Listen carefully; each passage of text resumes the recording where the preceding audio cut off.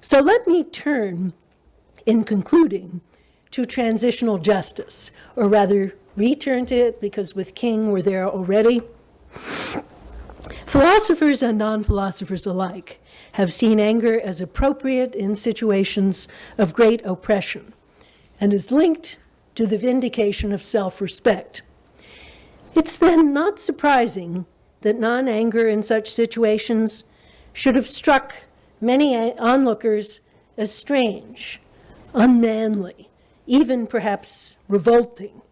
Consider the reactions of Webb Miller, the UPI correspondent who reported the nonviolent protest action organized by Mohandas Gandhi at the Dharasana salt works in 1930. So, if you've seen the Attenborough movie, you've seen an excellent depiction of what went on there. So Miller observed scores of marchers getting beaten down by the police, 4 by 4, all day long. And he reacted with perplexity, as he records in a later memoir. And this is what he says: "Not one of the marchers even raised an arm to fend off the blows. They went down like 10 pins. From where I stood, I heard the sickening whacks of the clubs on unprotected skulls. At times, the spectacle of unresisting men being methodically bashed into a bloody pulp sickened me so much that I had to turn away. The Western mind finds it difficult to grasp the idea of non-resistance. I felt an indefinable sense of helpless rage and loathing, almost as much against the men who were submitting unresistingly to being beaten as against the police wielding the clubs. And this despite the fact that when I came to India, I sympathized with the Gandhi cause." Well, but wait a minute. The marchers were not acquiescing. Miller could certainly see that. Their march was still a demand and a protest. They continued to march, and they kept chanting the slogan, "Long live the revolution."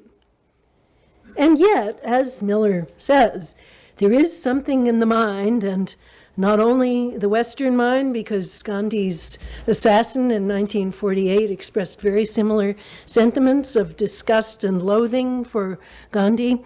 Nathuram Godse wrote a statement of self-justification, which he delivered at his sentencing hearing, and said very similar things.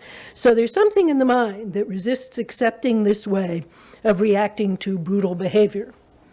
What do Gandhi and King have to say to people who think that anger is the right response to oppressive behavior, and the only response consistent with manly self-respect?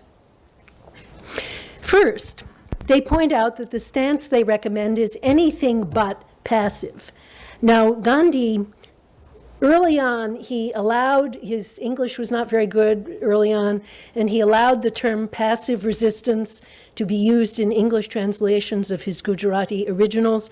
But by about 1915, he already understood that that was an error, and he had rejected that English term. And both he and King continually insist that what they recommend is a state of mind that is highly active, even to use King's words, dynamically aggressive, in that it involves resistance to unjust conditions and protest against them. But when I say we should not resent, I do not say that we should acquiesce, says Gandhi. King similarly says, "I have not said to my people, get rid of your discontent. Rather, I have tried to say that this normal, healthy discontent can be channeled into the creative outlet of nonviolent direct action." Both men hold, as I do, that anger is inherently wedded to a payback mentality. Gandhi says resenting means wishing for some harm to come to the opponent, even if only through divine justice. King similarly speaks of a strike-back mentality. So that's what they want to get rid of, and we'll see in a minute with what they replace it. Moreover, this new attitude is not just internally active, it issues in concrete actions with one's body, actions that require considerable courage. King calls this direct action, action in which, after what he calls self-purification, that is, getting rid of anger, one's own body is used to make the case. This action is a forceful and uncompromising demand for freedom. The protester acts by marching, by breaking an unjust law, in a deliberate demand for justice, by refusing to cooperate with an unjust authority. The goal? Well, in King's case, it was to force negotiation and to move toward legal and social change. For Gandhi, it's nothing less than to get the British out of India, overthrow a wrongful government. The idea of acquiescence in brutality is apparently what revolted Webb Miller, but he just misunderstood. There is no acquiescence, but a courageous struggle for a radical end. And what is the new attitude with which they propose to replace anger? King, as I've said, allows some initial scope for real anger, holding that sometimes people come to the movement with that emotion and then they have to be kind of disciplined, channeled, and so on. But nonetheless, even when there's real anger at first, it must soon lead to a focus on the future with hope and with faith in the possibility of justice. Meanwhile, anger toward opponents is to be transformed into a mental attitude that carefully separates the doer from the deed, criticizing and repudiating the bad deed, but not imputing unalterable evil to people. Deeds may be denounced. People always deserve our respect and sympathy. After all, says King, the ultimate goal is to create a world where men and women can live together, and that goal needs the participation and hard work of all.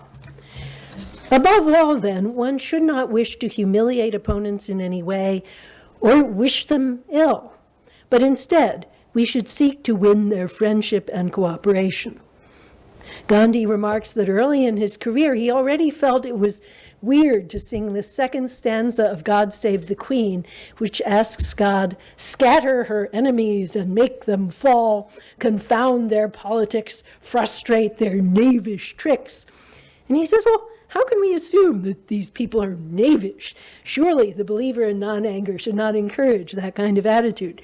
The opponent is a person who has made a very bad mistake, but we hope he can be won over by friendship and generosity.